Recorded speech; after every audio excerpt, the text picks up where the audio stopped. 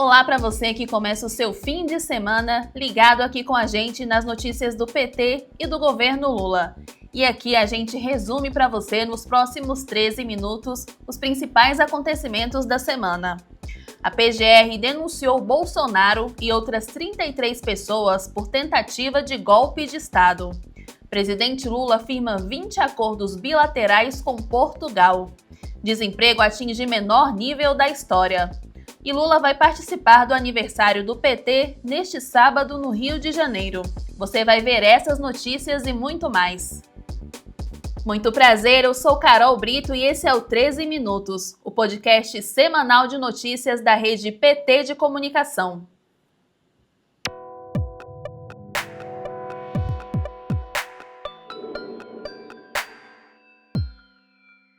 A Procuradoria-Geral da República denunciou o ex-presidente Jair Bolsonaro e mais 33 pessoas por tentativa de golpe de Estado, organização criminosa armada e deterioração do patrimônio tombado. A PGR ainda fala sobre o planejamento da tentativa de assassinato do presidente Lula. O Procurador-Geral da República, Paulo Gonet, afirmou em denúncia apresentada ao Supremo Tribunal Federal que o então presidente Jair Bolsonaro sabia e concordou com o plano para matar o presidente Lula e o ministro da Corte, Alexandre de Moraes.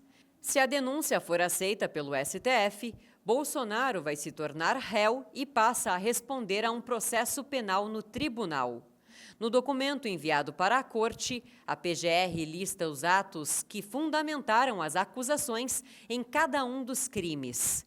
De acordo com a denúncia assinada por Gonet, Bolsonaro adotou um tom de ruptura com a democracia desde 2021.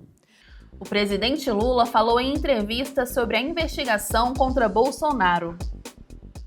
Se for provado a denúncia feita pelo Procurador-Geral da tentativa de golpe, da participação do ex-presidente do escalão de primeiro grau dele, o primeiro escalão dele, na tentativa de morte de um ministro da Suprema Corte Eleitoral, na tentativa de assassinato de um presidente da República e do vice-presidente, é uma coisa extremamente grave. Eu tenho certeza que, se for provado, ele só tem uma saída: ser preso. Ele e quem participou dessa quadrilha que estava não tentando governar, mas tentando tomar conta do país como se fosse propriedade privada.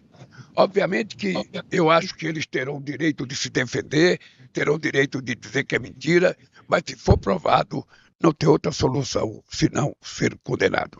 Parlamentares também se manifestaram sobre a denúncia da PGR. A presidenta nacional do PT e deputada federal do Paraná, Gleisi Hoffmann, e o líder da bancada do PT na Câmara, deputado Lindbergh Farias, falaram sobre as 272 páginas da denúncia do procurador em entrevista coletiva na quarta-feira.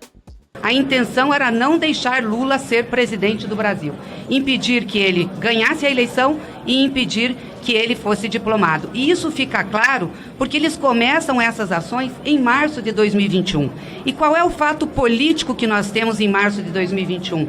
É quando o Supremo Tribunal Federal julga as sentenças contra Lula, anula naquele julgamento contra o Sérgio Moro. Lula passa a ser candidato. Então o fato novo em março de 2021 é Lula candidato, Lula livre, Lula presidente. Aí começam as articulações contra o processo eleitoral e contra as urnas eletrônicas. Não é por outra razão. Bolsonaro sabia que para derrotar Lula, ele tinha que também derrotar o processo eleitoral. Ele também tinha que derrotar o Estado democrático de direito, a democracia. E aí começam os ataques.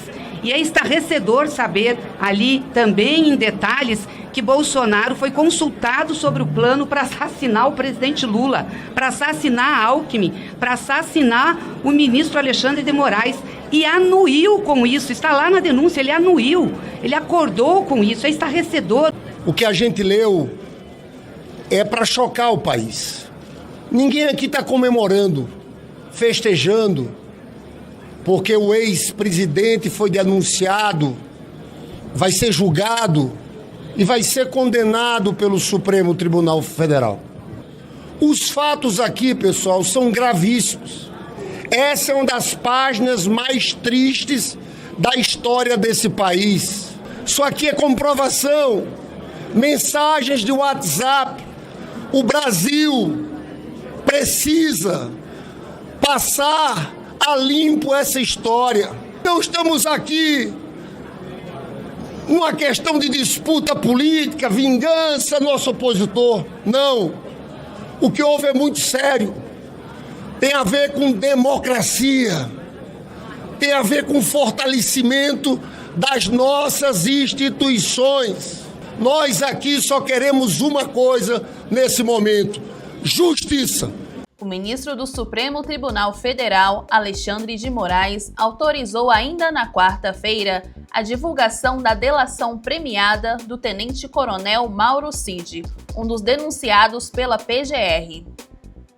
Mauro Cid prestou depoimento no dia 28 de agosto de 2023, destacando temas como ataques virtuais a opositores e instituições, questionamentos ao sistema eleitoral, tentativas de golpes de Estado, críticas às vacinas e medidas sanitárias contra a Covid-19, uso da estrutura estatal para inserir dados falsos de vacinação, além de desvio e ocultação de bens de alto valor recebidos por Jair Bolsonaro ou agentes públicos, visando o enriquecimento ilícito. Foi revelado que Bolsonaro ordenou a inserção de dados falsos de vacinação contra a Covid-19 com o objetivo de emitir certificados fraudulentos em nome dele e de sua filha, já que o ex-presidente não havia sido vacinado contra a doença. O jurista especialista em direito constitucional, Marcelo Shoa, falou ao jornal PT Brasil sobre a gravidade da denúncia contra Bolsonaro. Um golpe aplicado, evidentemente que não foi concretizado da mesma maneira, mas será assim uma coisa inédita. Você levar autoridades de alta patente das Forças Armadas para uma investigação e um eventual julgamento. É claro que ninguém pode ficar feliz em ver um ex-presidente tendo que responder a isso.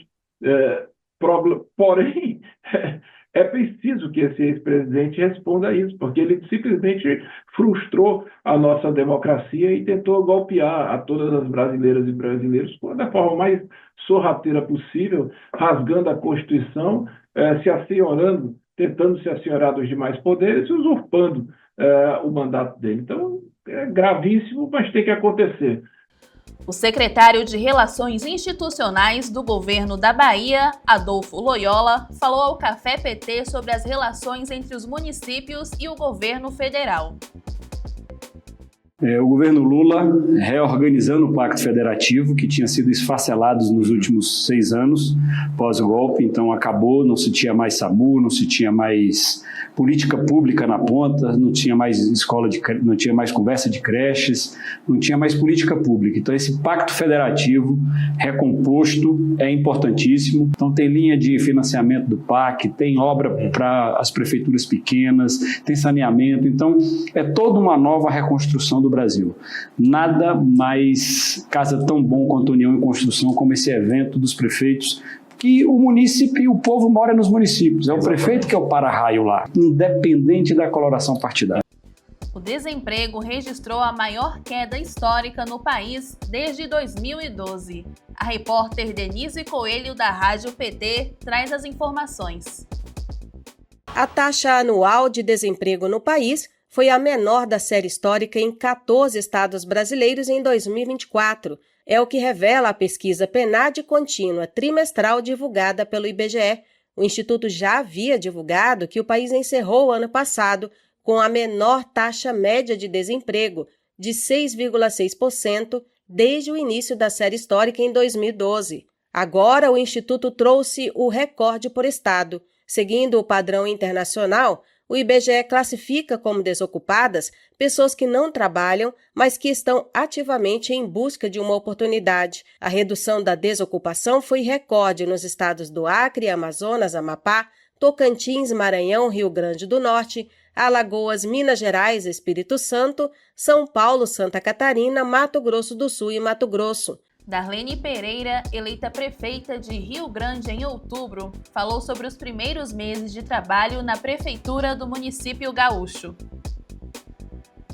Estamos trabalhando e já aprovamos na Câmara de Vereadores uma reforma da estrutura administrativa, né? Uma reorganização, na verdade, da estrutura administrativa da gestão municipal, para que a gente possa qualificar, então, a gestão, buscando mais recursos, diminuindo a despesa. Nós vamos vendo os problemas, atacando esses problemas, resolvendo, buscando resolver o que é possível resolver, o que não for possível a gente vai encaminhar via justiça, né? Mas também já partimos para a ação, porque a gente entende que a comunidade ela não pode esperar. Agora você fica com os destaques da agenda do presidente Lula nesta semana.